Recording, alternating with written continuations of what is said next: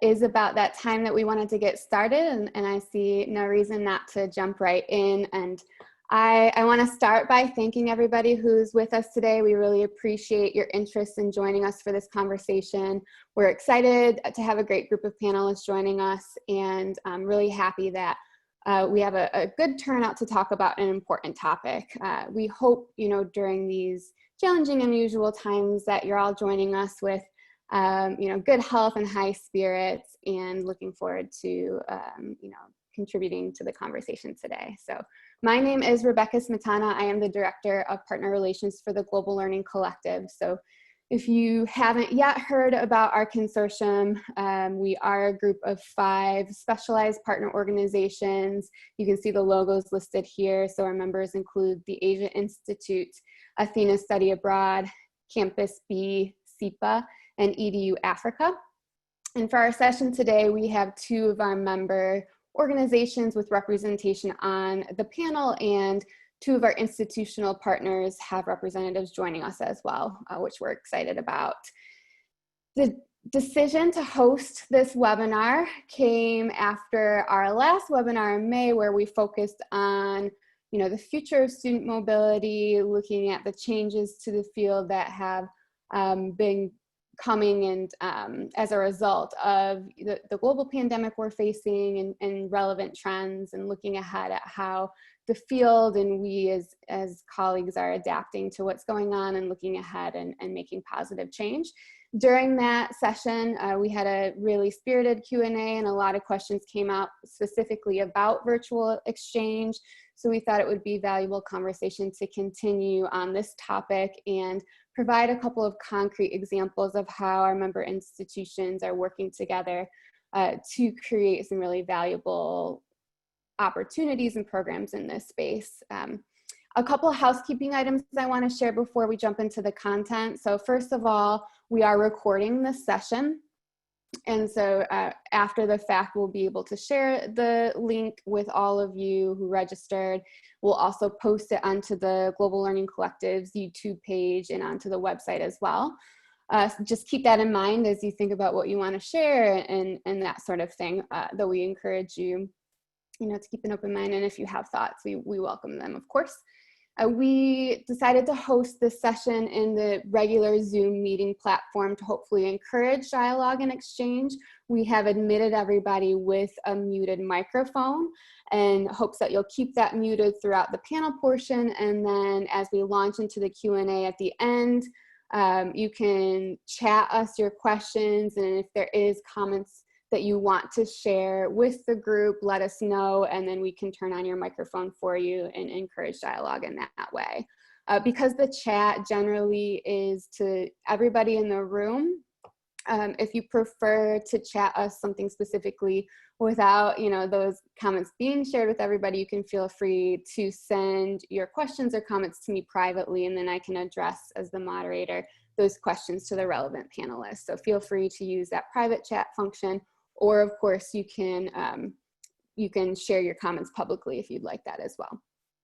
And so let me move along here and introduce you to the panelists that will be chatting with you all today. So we have Professor Erica Kovacs from Indiana University's Kelley School of Business. We have Daniel from Campus B, Professor Drew Kahn from SUNY Buffalo State, and then Heidi Behrens from EDU Africa.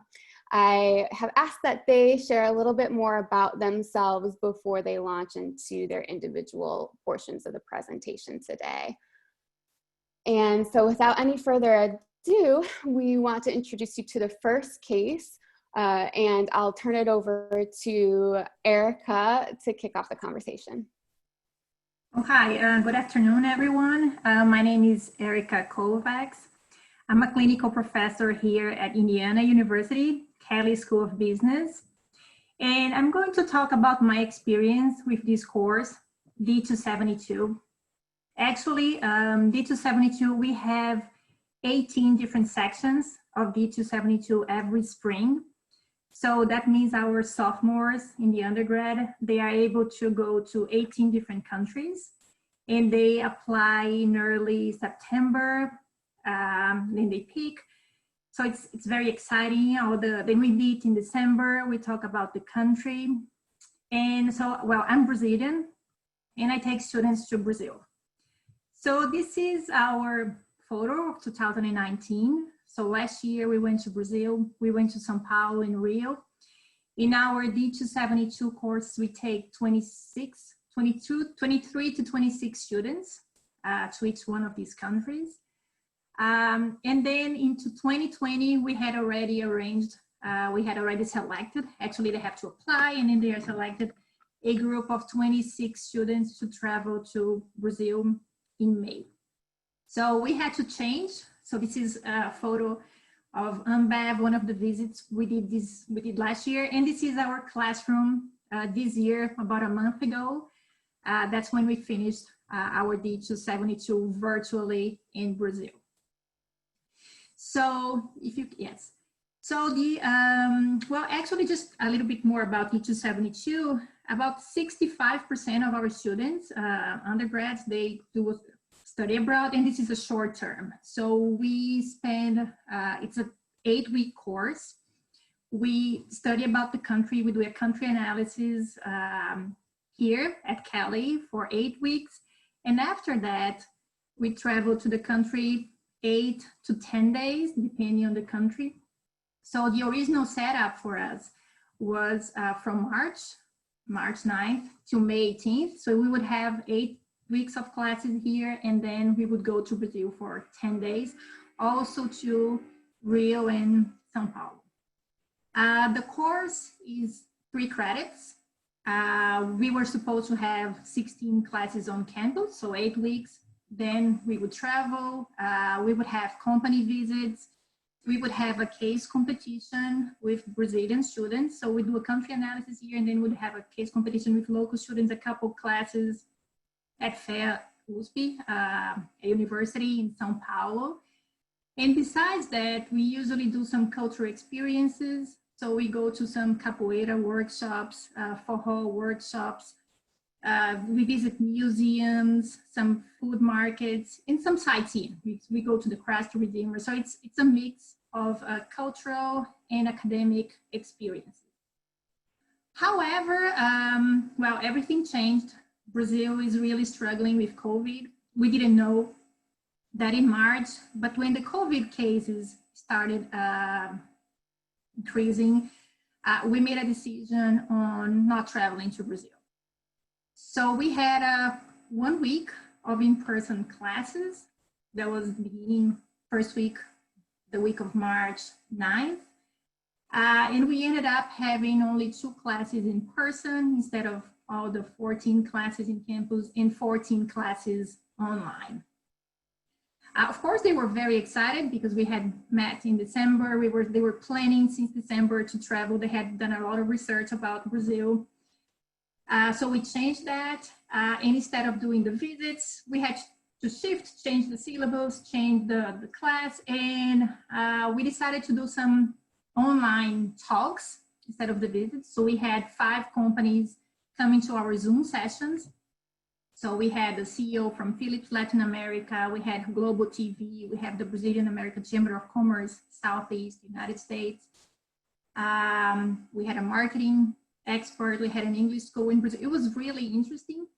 And then we also had a case competition. We kept that. We had a case competition with local students that worked virtually. And instead of only 1 university, we had 3 different universities in Brazil. So we had USP that was supposed to be working with us already, but we also had ESPM in Unifesp. And that was very helpful because we had all these cultural online exchange with local students. So we were not able to meet in person, but we were able to work a lot virtually. We missed the sightseeing part, but I think we also gained other things on the other hand, right? So if you can please. So I think the main challenges of that, well, they were very disappointed, of course. I was also disappointed. I wanted to take them to my country. I love showing them Brazil, showing the culture, the food, the economic environment, doing a country analysis. So the main challenge was dealing with the disappointment for not traveling, but I think it was really interesting. They really understood well, and they were very happy with what we got at the end. The other challenge was the online engagement because of COVID, different, not time zones, but the different situations with COVID. It was a little bit harder to engage, and also the time management because they had classes here, other classes, they had country analysis, we had the case competition, but that was all a learning process for them. On the other hand, you can please move on, Rebecca. We had many opportunities. So I think we learned a lot with this process. First of all, I think instead of just engaging with one university, we were able to engage with 3 different universities. And with that, we were able to, the universities are different, students have a different environment, different reality. So I think they learned a lot with that. So not only with USP, but the other 2. It was interesting, they gained a lot with working in a multicultural environment virtually, with different time zones, different constraints, different cultural, with the cultural differences, of course. So learning how to deal with directness, indirectness, task, relationship, orientation. So that was very interesting at the feedback they gave at the end. And I think the other big opportunity was the availability of the guest speakers. Instead of just having speakers from Rio and Sao Paulo, we were able to reach a broader geography of speakers. As I said, we had, well, the CEO from Philips Latin America is in Panama, or the Brazilian American Chamber of Commerce president is in Atlanta. So we were able to expand that, and I think that added a lot to the course. So I think I just wanted to share what happened to us. At the end, we got the feedback from the students. Of course, they would, well, I'm pretty sure they would go to Brazil sometime, but I think the disappointment was kind of over and they learned a lot, especially dealing with the Brazilian students. So if you have any other questions, I'll be glad to share with you about my experience with this course. Thank you. Okay, so thank you, Erica. So hi, everyone. Thanks for joining. I'd like first apologize about this technical issue. We were expecting to host up to 500 people through Zoom, but somehow it's being limited to 100. But as Rebecca said in the chat, we are going to share this recording to everyone that got registered. So if you have a colleague that was unable to join, we'll make sure to make that available for all of you. So Erica, it was it was a pleasure to work with Indiana University once again. So real quick, just explaining a little bit about Campus B. So we are the Latin American arm of the Global Learning Collective. We are based here in Sao Paulo, Brazil. And we are celebrating this year our 10th anniversary. So 10 years working with international education. And the model that was presented by Erica was really fast adaptation that we had to move.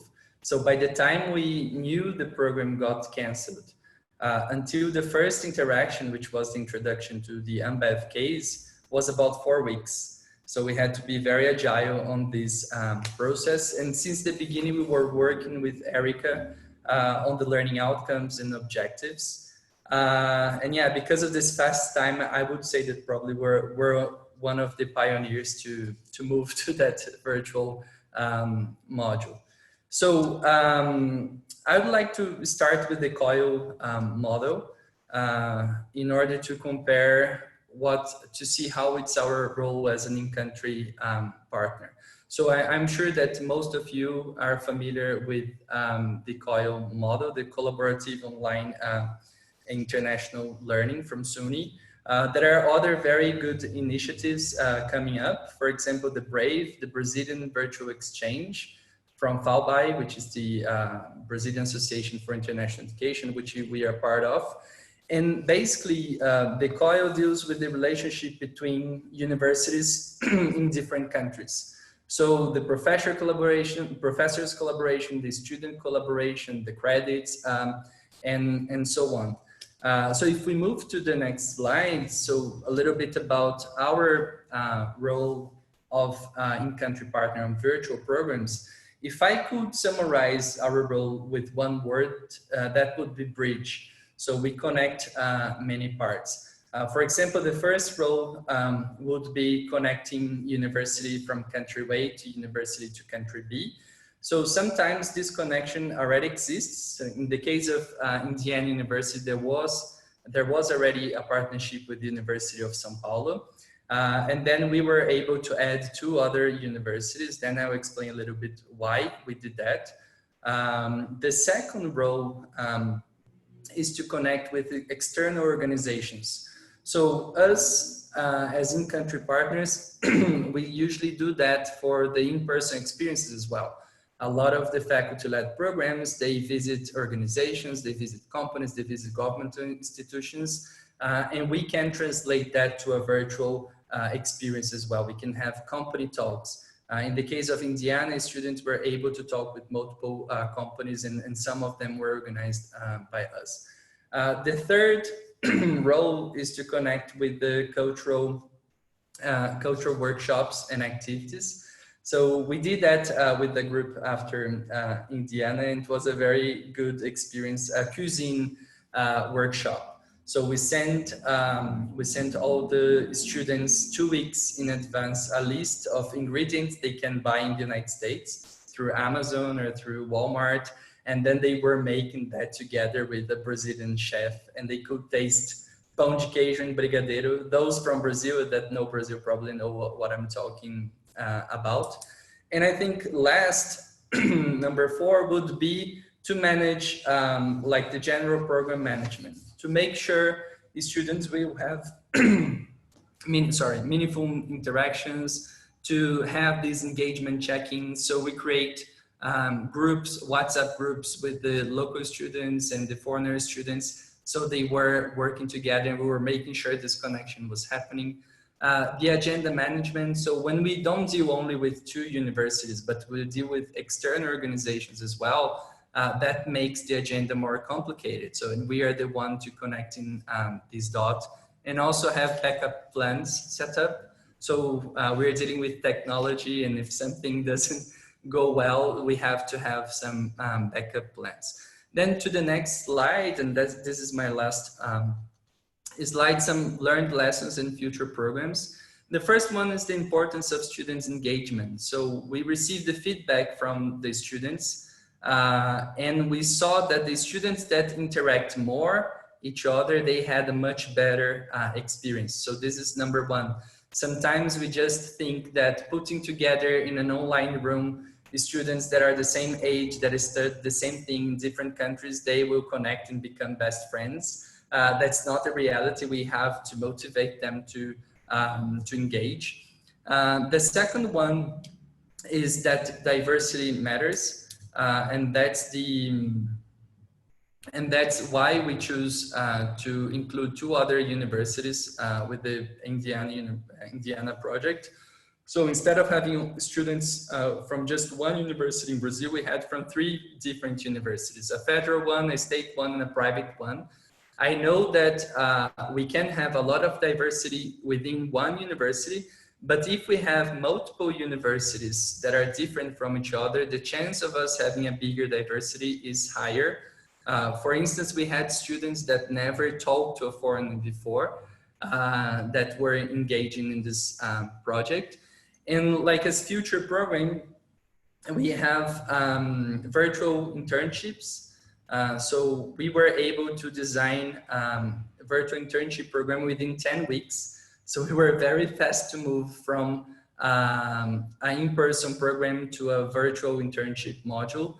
That we also included local students to this project. We have a university in Brazil that's giving class about intercultural communication and so on.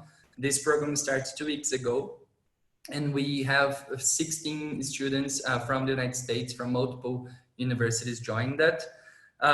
And last, so as my last message, we really think that hybrid is a very good alternative for the future.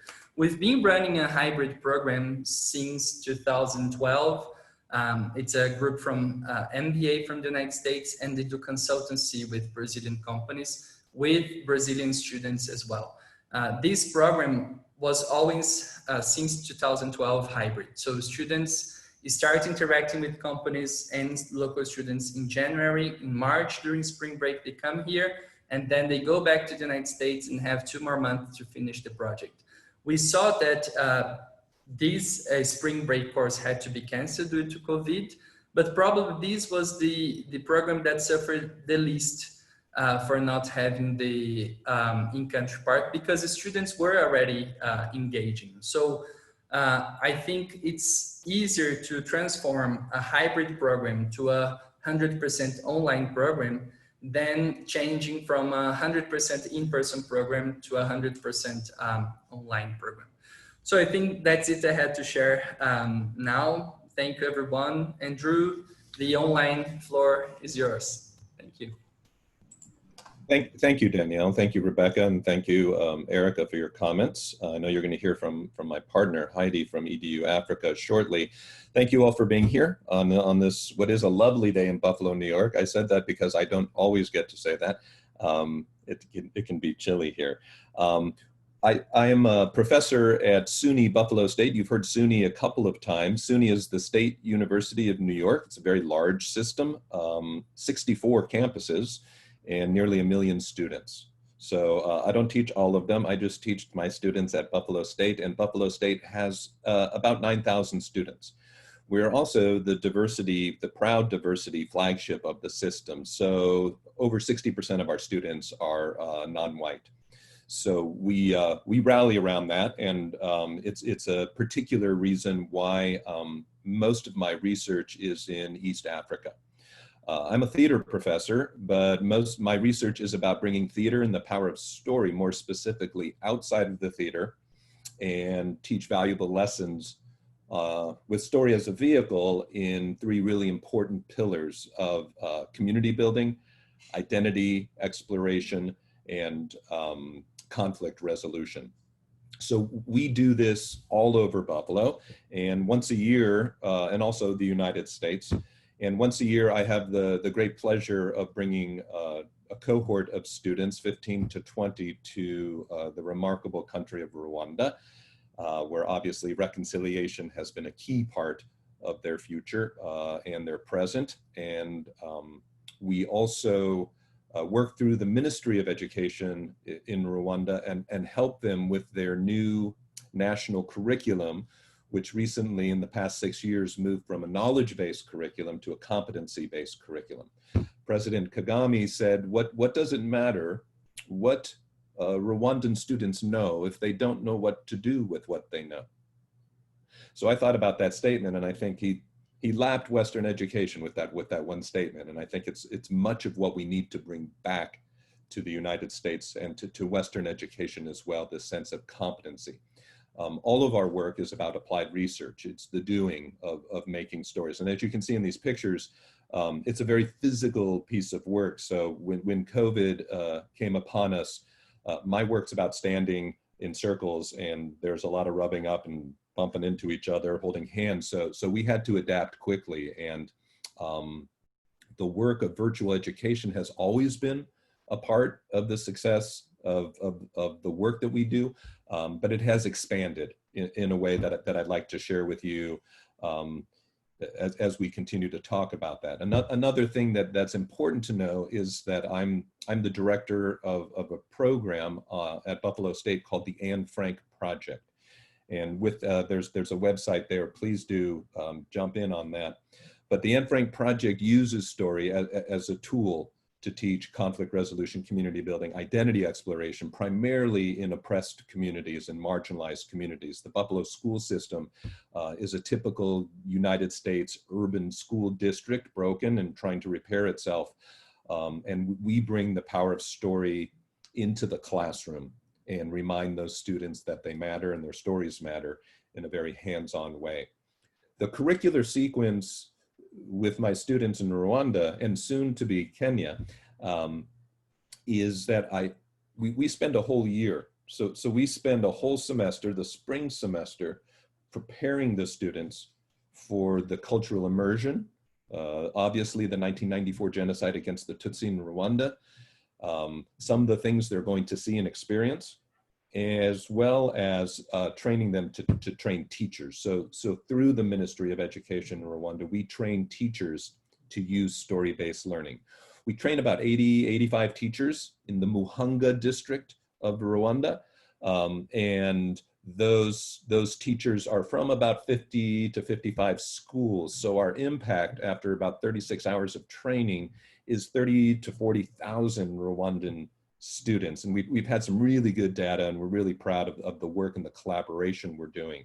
Really important for us that our collaboration is dignified, that it's equal, and that we operate a lot of our international programming, all of our international programming, on a really anti-colonist basis. We're not going there to please them and bless them with our Western presence. We have organized very, very defined partnerships that are blossoming, I think, because of that connection and that commitment.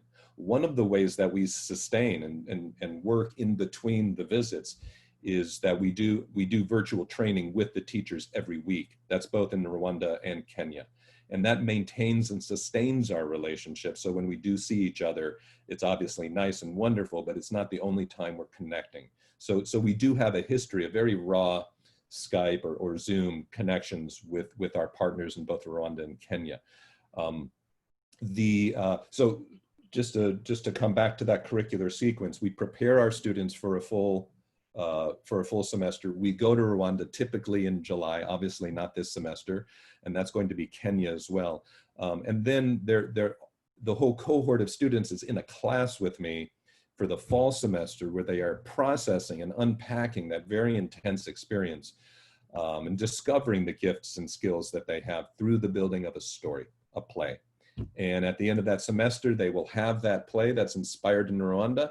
And then in the spring semester, a new group of students will tour that play to about 25 local Buffalo public schools. So in a very strong way, in a very personal way, I'm proud that we can bring the benefits and the amazingness of both Kenya and Rwanda to Buffalo public schools through the vehicle of story. The student impact has been tremendous, both the students in Rwanda and of course my students, because then my students become teacher trainers for us in the city of Buffalo and Buffalo public schools. We are watching two really important data pieces that are going up. When I talk about student outcomes and teacher outcomes and the teacher training, is that both attendance and test scores are rising significantly in the schools and with the teachers and classrooms that we work with. That, of course, makes the system really happy. There's a lot of other socio-emotional learning elements and successes that we're having in between. Communication standards, restorative justice, collaboration, kinesthetic education. So we're really pleased. I always knew that the power of story was important. I'm a bit surprised, happily surprised, that it's been so useful out of the theater. We have a great problem. We are booked as far as story-based learning with our teachers in schools till 2024. So the demand is high, and I think it's only going to get higher now, because when we are released back into our classroom post-COVID and also post-racial revolution, students and teachers and schools cannot be doing it the same way. So I think there's a lot of new elements and a lot of new opportunities, like that Erica was saying, that in the world of education, and that if we don't change, I don't think a lot of schools are going to survive. And I know a really important part of this education revolution is including and weaving in this distance learning, this innovative, unique distance learning. You know, we have done in the past, just like what most higher education institutions have done. We've offered 1 or 3 to our students. 1, either you go, or 3, you don't go, right? and we are a public access system, the State University of New York. So I put this discovery of this intermediate, this step 2, as in this category that people are saying silver linings. I've been calling it no duh. No duh. We should have been offering this intermediate experience. And I know Heidi's going to talk more about it, but I'm really excited about some of the things we're piloting with EDU Africa. So there's a lot of reasons why students may not want to go to Kenya and may not want to go to Rwanda, but they still want to learn about these countries. We can now bring them there in really dynamic, meaningful, non-touristy kind of ways that are really exciting to me. The possibility of having a Monday, Wednesday, Friday class, and every Friday we do a live connection with maybe a family, maybe a hospitality class can cook a meal with a Kenyan family in their home. Perhaps getting on the back of a moto taxi in Nairobi, which everybody should do once in their life, and having that driver look back at you and say, are you ready, Drew? Here we go, right? So this immersive, meaningful, tailored remote opportunities means that maybe we can't bring 9,000 students to Kenya and Rwanda, but we can bring Kenya and Rwanda to 9,000 students. And this idea that has come out of our need and the necessity because of COVID is going to be a keeper for us in the State University of New York. I know that. And also we can really make good on that access piece. Otherwise, we're really not. We become elitist if we can't provide that number 2 possibility of access. There's also this possibility, and I'm assuming this will happen, maybe students will have some cold feet about traveling 24 hours to East Africa.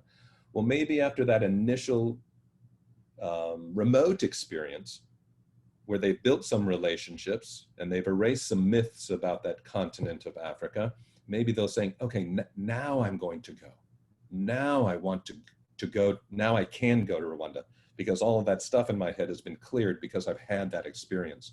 So we're really excited about that. And SUNY has created this summer, and they're already in the middle of this program, what they're called the SUNY Global Commons Project. The first 2 weeks, this is all remote and asynchronously delivered. The first 2 weeks, students will be studying the power of storytelling from a variety of lenses. And then the next 4 weeks, working with a professor who's a facilitator, they're going to connect their storytelling skills, their newly developed storytelling skills, to a global partner. And I know that Heidi can talk more about that. An NGO, perhaps maybe it's a women's cooperative coffee NGO in Rwanda who needs their story developed, maybe brochure, maybe a video. So the students will be collaborating with them in building this story. I love the State University of New York. I've never seen it move so quickly. So this process has moved so quickly, this urgency, and it's forcing us to be creative with this idea of virtual global experiences. My prediction is textbook companies are going to hate this, because now we can include these vibrant, meaningful, tailored virtual experiences. I know EDU Africa can take us to Zambia, to Kenya, to South Africa, personally and professionally, rather than me looking at pictures or textbooks about those issues. So this increased access is really, really important. And I really would advise faculty, if there are faculty out there, to consider this. It's simple, it's easy, we have the technology, and I think it's going to be a retention and a recruitment issue in the future. So thank you for giving me a few moments to talk about the work we do.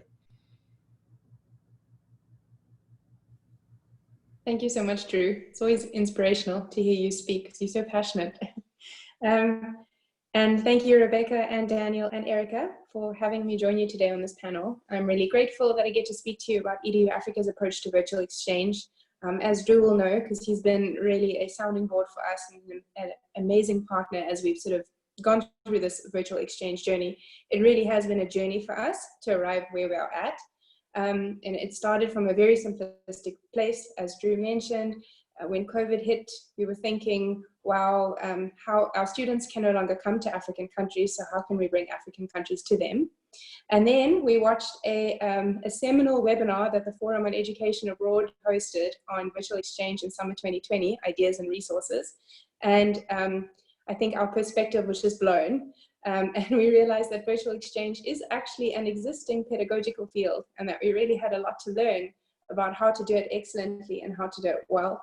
And so I think as an organization, we've been really investing time and resources in trying to figure out how do we fit in within virtual exchange, where can we add value, and how can we do it excellently.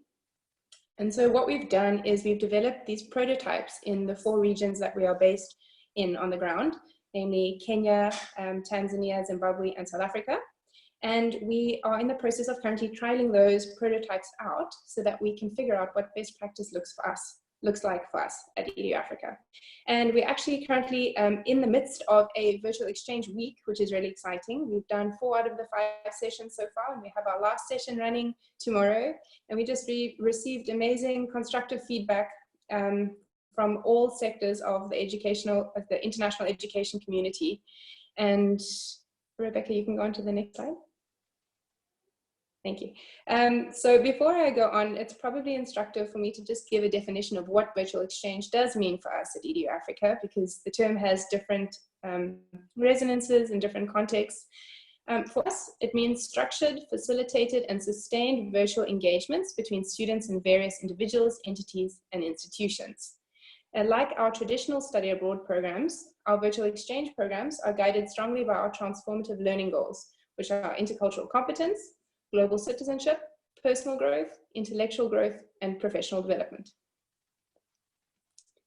Go on to the next one. Okay, and so our role in virtual exchange is really similar to what Daniel mentioned, to connect faculty and students with remarkable people, ideas, and initiatives beyond institutions, but not excluding institutions, and in our case, in multiple African countries, because that's where we are based. We have program managers that work collaboratively with faculty, and they're able to offer more than just, so to speak, logistical support. They're able to give contextual input on a range of subjects, possibilities, and session structures, and also consult and provide with regards to risk, health and safety, and ethical engagement. And now I know for many of us, virtual exchange has been a big pro because it has relatively low risk and health and safety considerations compared to traditional study abroad, but that doesn't mean that, that such considerations aren't applicable.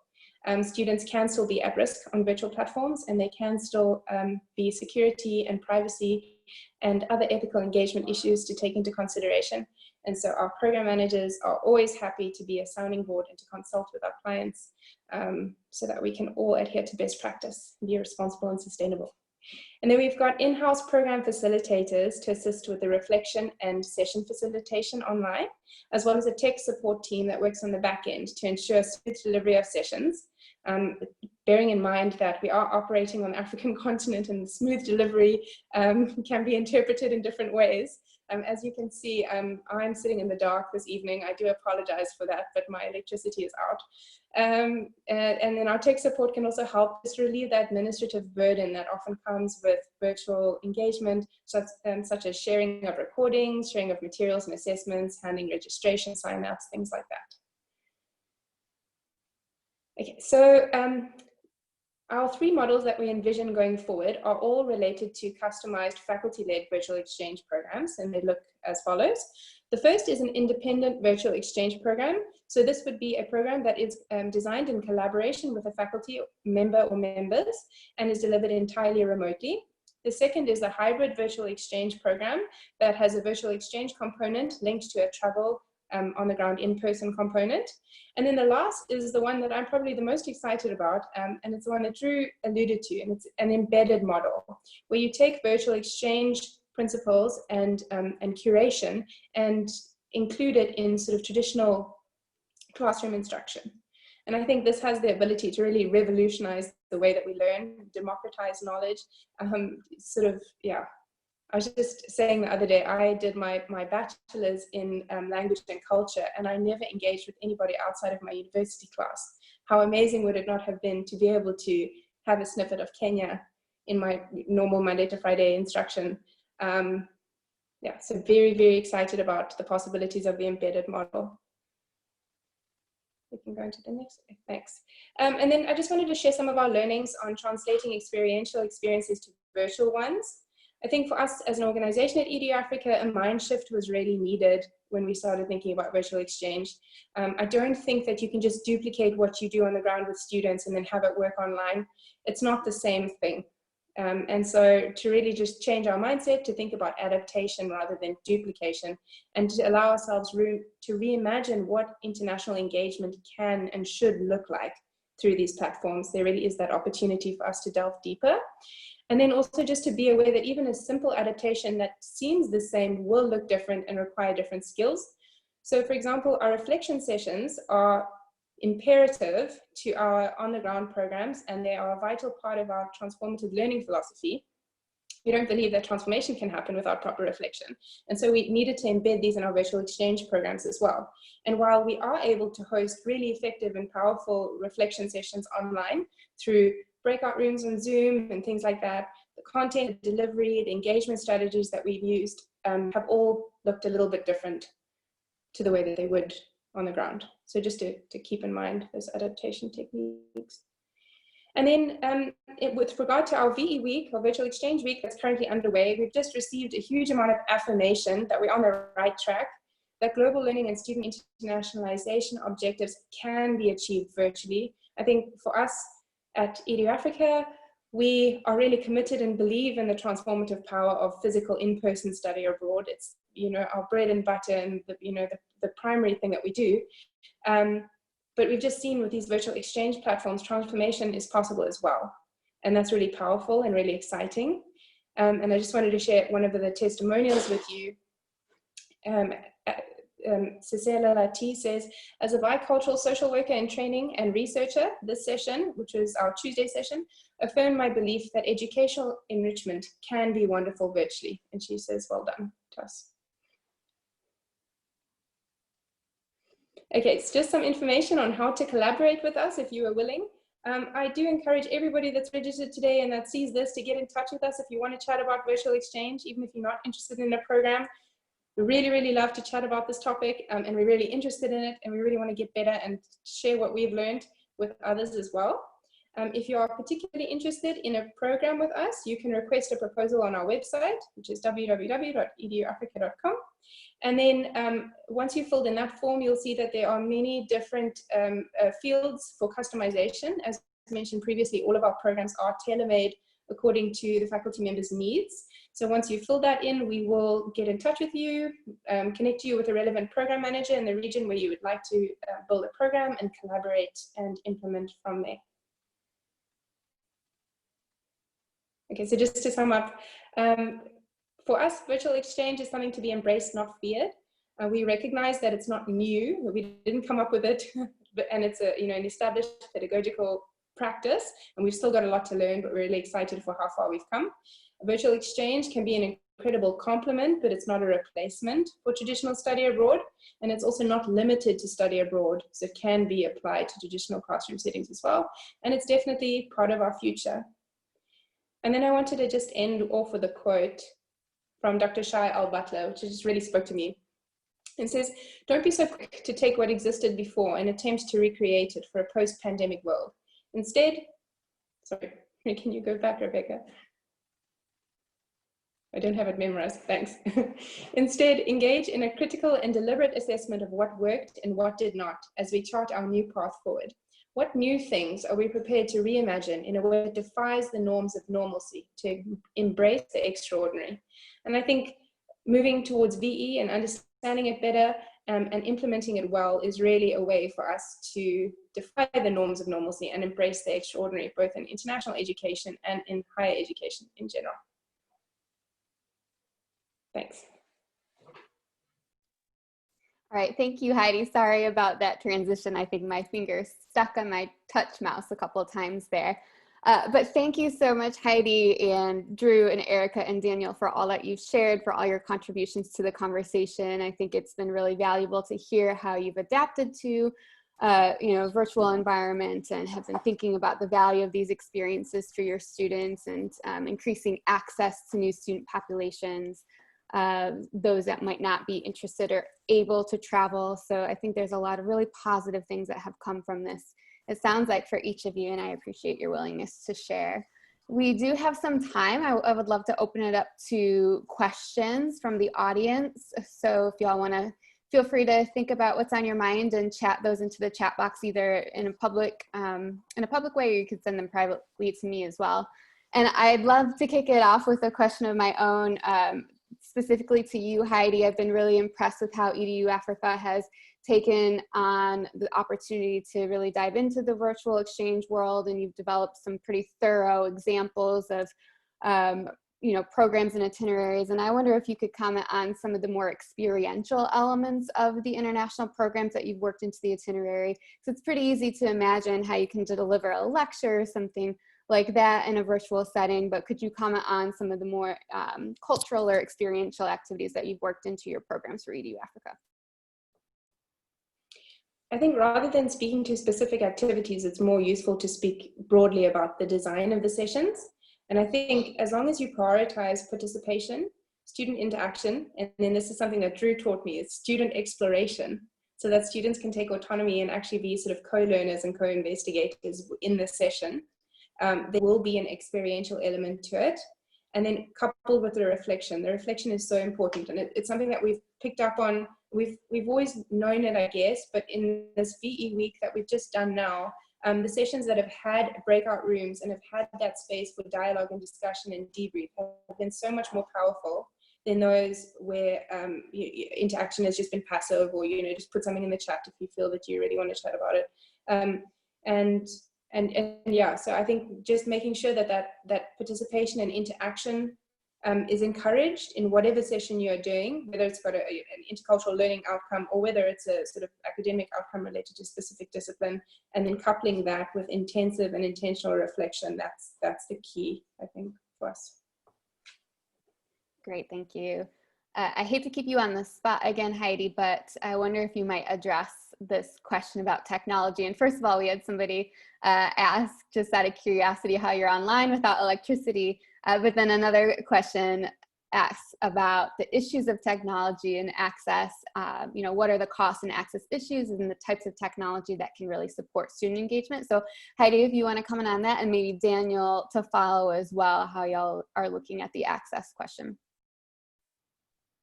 Well, so I am connecting via my cell phone. I'm hotspotting onto an iPad.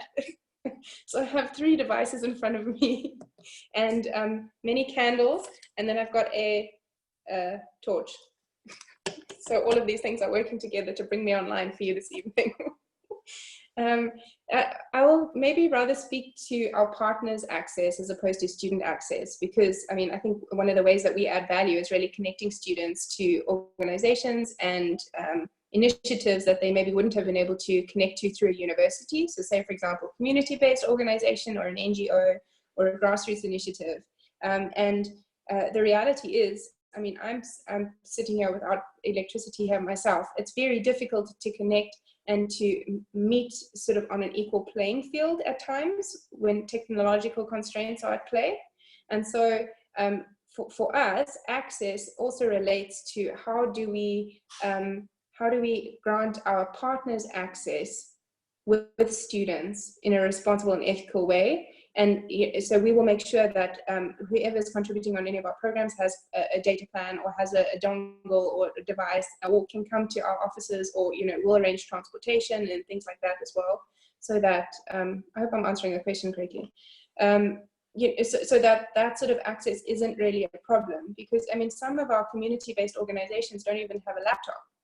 But that shouldn't be a reason that they shouldn't be able to collaborate with students, or that they don't have knowledge to share. And so I think a partner's role can be creating more of an equilibrium in collaboration in that way. I don't know if one of the other panelists wants to speak to student access.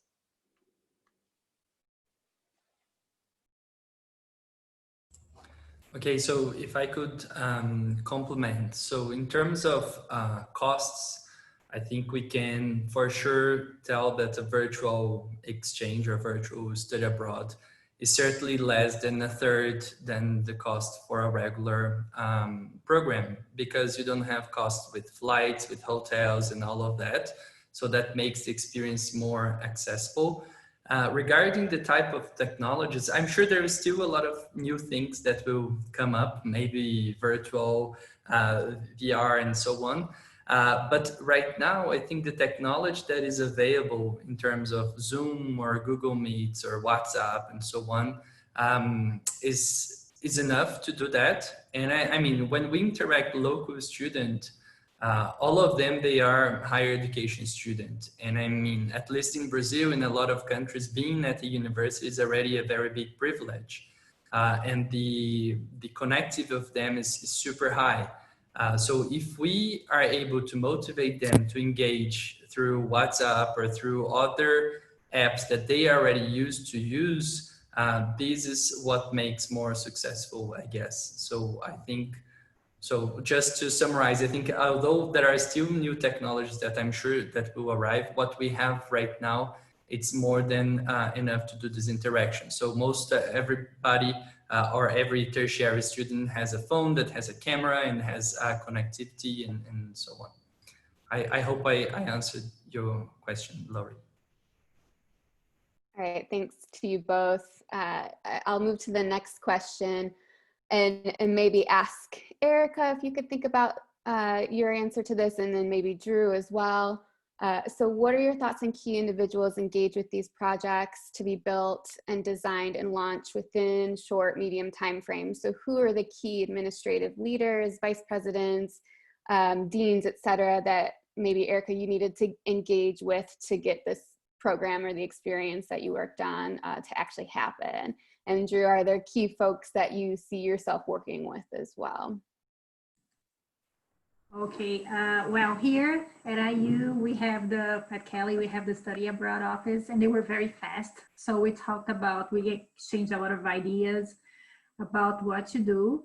And as I said, we have 18 different programs and we did different things. So we had a lot of support, right? And I would also I would like, if you don't mind, to do a comment about what Danielle was mentioning before about technology engagement, because I experienced that in my previous class. So yeah, in terms of, we have some technology issues, right? Because it was suddenly that we had to change. I had students who were in 3 different continents out of my 26 students. So counting with Brazil, we had students in 4 different continents. So what helped a lot was, well, we used Zoom, but recording every session and making it available. So if students were disconnected, they could watch later, they could do an assignment later, replying what was in that session. For the case competition, we recommended recording a video too, so that when they were presenting, and a couple teams did that, so they wouldn't struggle doing the presentation. To engage the students in the virtual setting, well, we know that they wanted to travel, and then suddenly you change all the plans. I used a lot of Google Docs in breakout rooms. So while they were discussing, they were using the Google Docs, and I could watch what they were doing, all the groups, what they were doing simultaneously. GlobeSmart, I think technology helps, and there are some ways of kind of creating some plans, backup plans, and plans for engaging them with technology. So those are some cases, some things that I used. Yeah.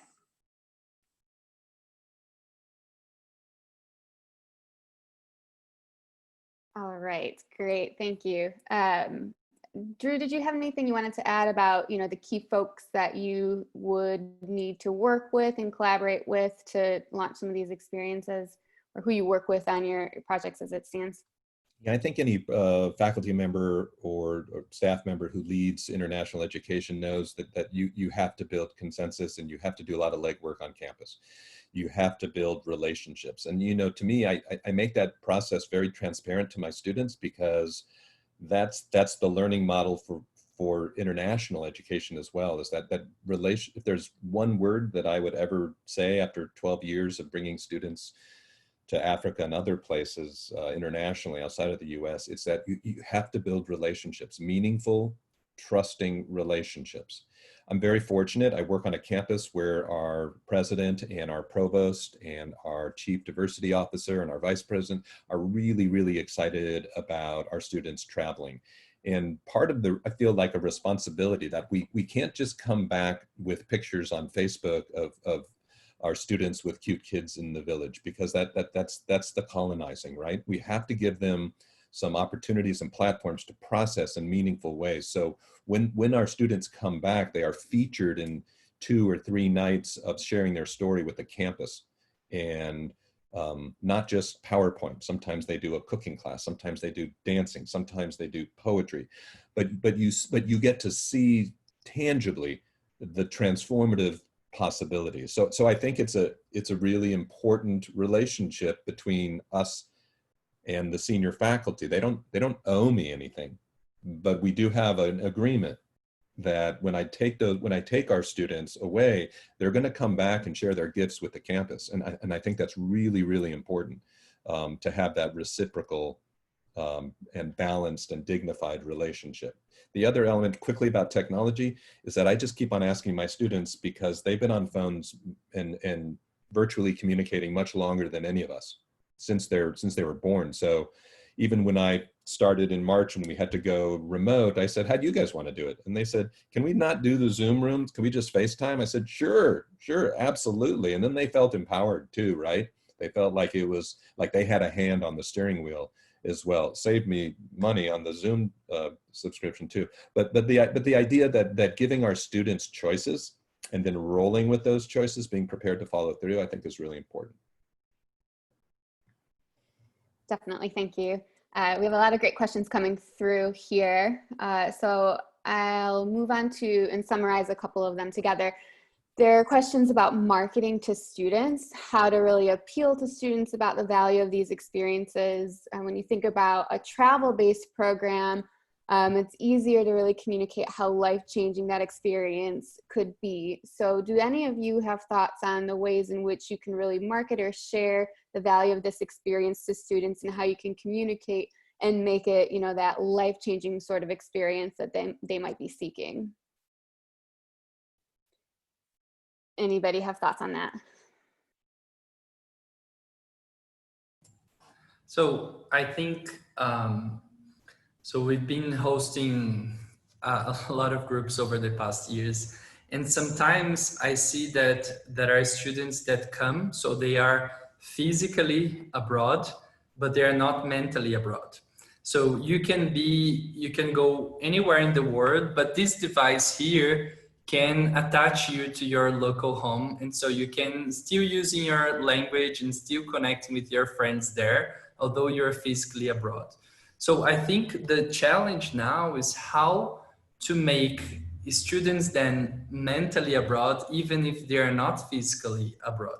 So I think we have this challenge, and I think the main way to do that, in my opinion, is the level of interaction with someone from another country. So that's why we keep putting students together with local students. I think they share a lot of information, and I would say that sometimes during those virtual experiences, they have an even more contact with locals, although virtually, than when they go abroad and they are in a group. So a group of students from the United States go to a visit, then come back to the hotel, and then go to another visit and then come back. So I think we are able to break that through interactions. And I think this possibility has to be marketed. So how to be abroad and connect abroad, even if you're not there physically. I could add something too quickly, Rebecca, that the students are the best ambassadors for me. And obviously, when you start the first trip, you don't have the students yet, so you really got to connect with them. And I'll tell you another way that we do that. But the students coming back and sharing their experiences gives them a place to put it too. So they get to tell their stories, and they get to come to the recruitment meetings and the information meetings. So the students are my primary marketing tool to create excitement, but also we have engaged very deeply and intimately with our local East African community here in Buffalo. We have a very large refugee immigrant population. So we bring local Rwandans onto campus, and they're more than thrilled and extremely excited to talk about Rwanda and Kenya with our students, which obviously gives them a personal piece of context. Great. Okay, I'm continuing to look through your questions. Thanks to everybody who's sending them my way. I have a question here. I wonder if Drew or Erica, if either of you could talk a little bit about your choice to partner with a local organization for your program and how that has benefited you, not only for content and design, but to coordinate and oversee the program at that higher level.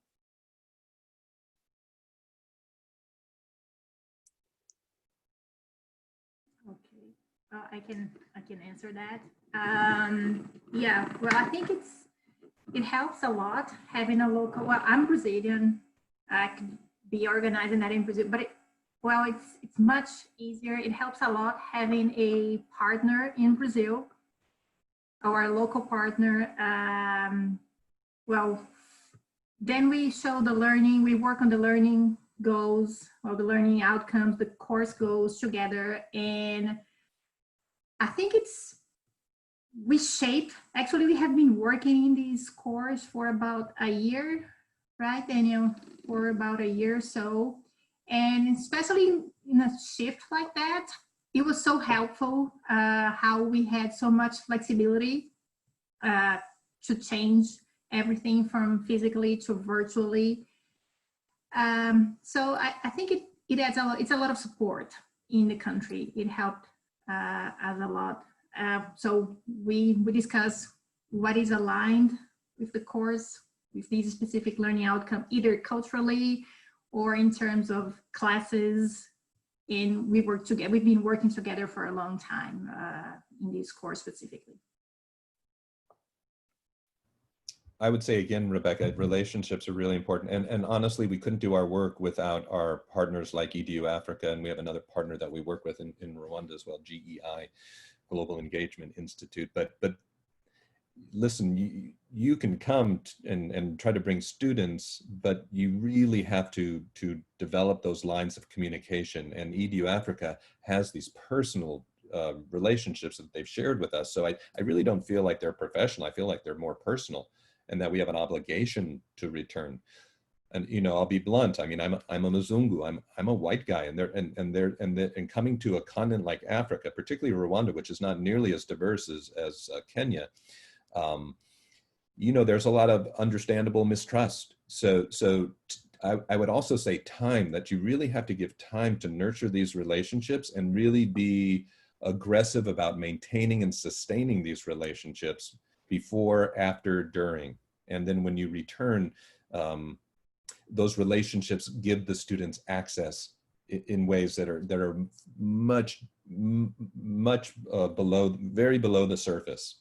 I mean, you get some experiences that are very unique, and that's because EDU Africa has these incredible relationships that they've shared with us. So there's no way that we would be able just to land in Nairobi and say, go to it. I mean, these relationships are key and really important and worth nurturing, really important. Yes, and I think it's also important for us because then we can really focus on the academic part of the course, right? So for example, I would say, well, Campus B, I would like to have a course and a visit that is related to the, bottom of the pyramid in Brazil, right? So this is a topic that I would like to address in my course. So then I can focus on the academic part and it can help me with the visit. So I think it's really, it supports a lot in that sense. We can really focus on the academic, these part, yeah.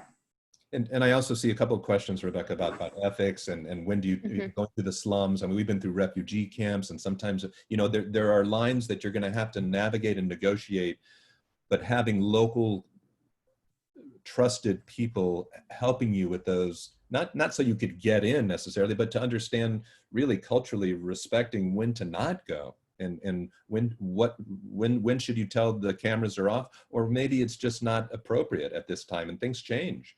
So we used to go to a refugee camp in Rwanda, Gehembe, which was wonderful, until they started it became uncomfortable, and I just said no more. It's not appropriate.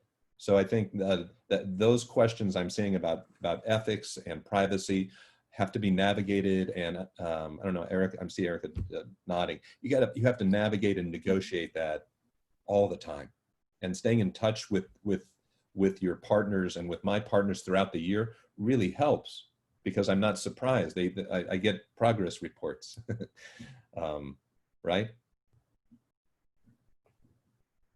Yeah, thank you for that. I like this question, and I think I'll read it out loud just for the benefit of the video.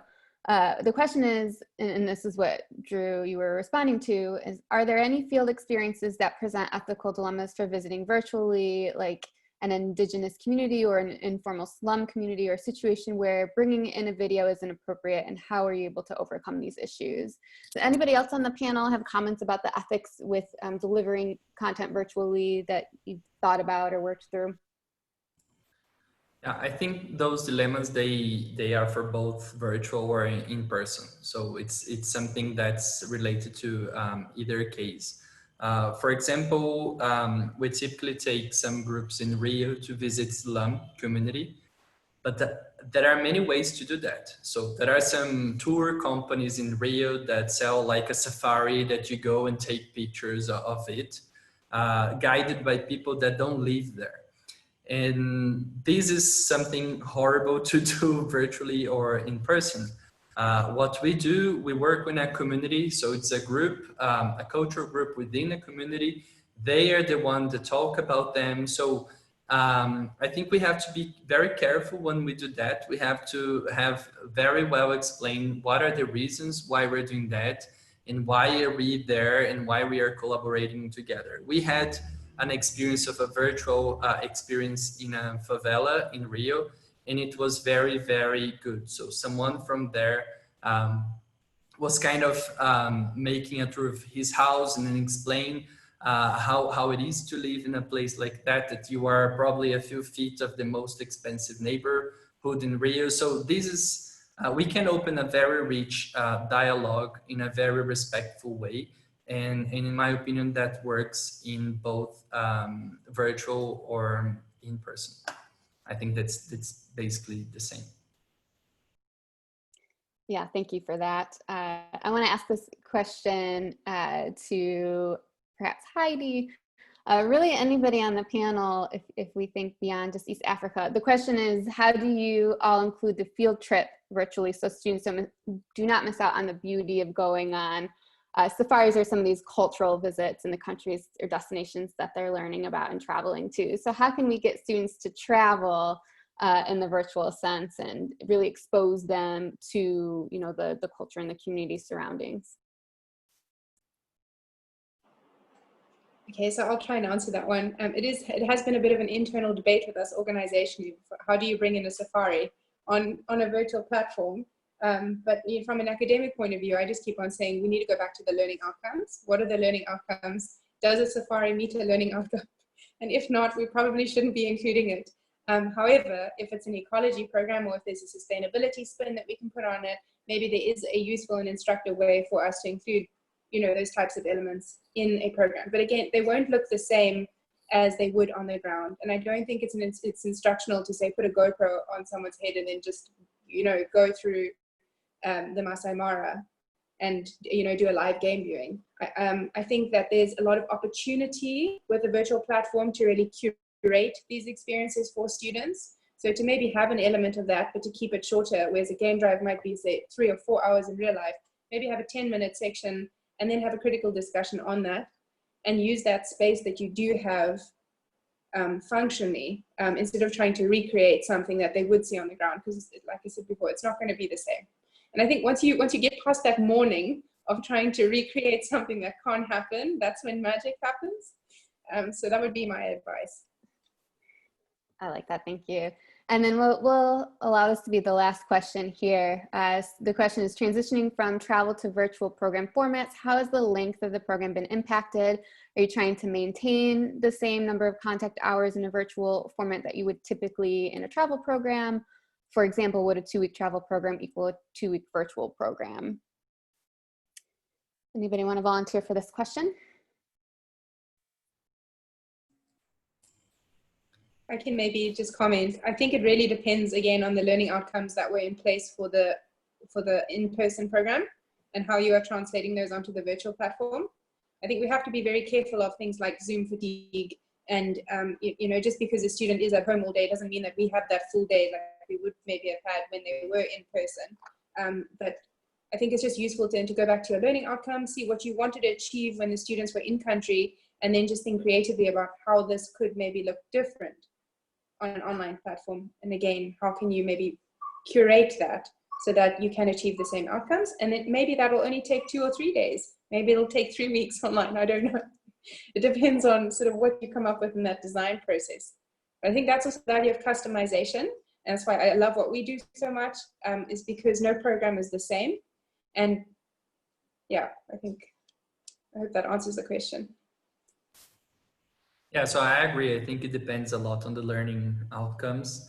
But of course, we cannot have students 8 hours in front of a Zoom to solve something. I think this wouldn't be as productive.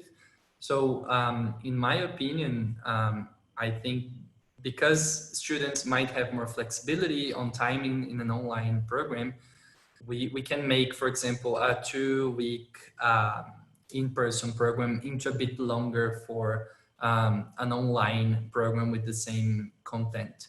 Because when you are in a country, you have a very big immersion, you know, so you have like one visit in the morning, and then you have some time, you have lunch together, you talk to each one, and then you have another visit in the afternoon.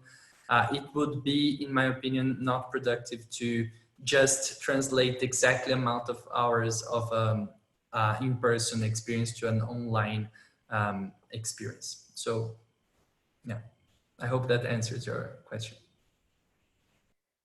Great. Thank you all so much for your time answering these questions. We'll wrap up the session now. And I again can't thank the panelists enough, and then everybody in the audience for spending an hour or so with us and really engaging around this topic. I have my email address here, the website to the Global Learning Collective. So any questions any of you have as we move along, please do not hesitate to reach out. You've heard obviously EDU Africa and Campus B and how they're approaching virtual exchange opportunities within their organizations. We have 3 other members of the Global Learning Collective representing other geographic regions. So for anybody out there who's interested in engaging about virtual exchange program design and you want to get in touch with one of our organizations, all of whom have really specialized expertise in their local areas and develop some really meaningful opportunities, you can reach out to me and I'd be happy to connect you to the relevant folks. So please feel free to engage with me. And we look forward to coming together for webinar topics in the future and continuing to engage with our partners, as we are all, many of us are working from home still, to try and engage in this virtual platform is something that we're really looking forward to continuing to do. So once again, thank you all. We hope you all take care, enjoy the 4th of July holiday again, and we hope to see you all in person sooner than later. So thanks again, and we will stop the recording and close the session now. Hey, thank you all. Thank you.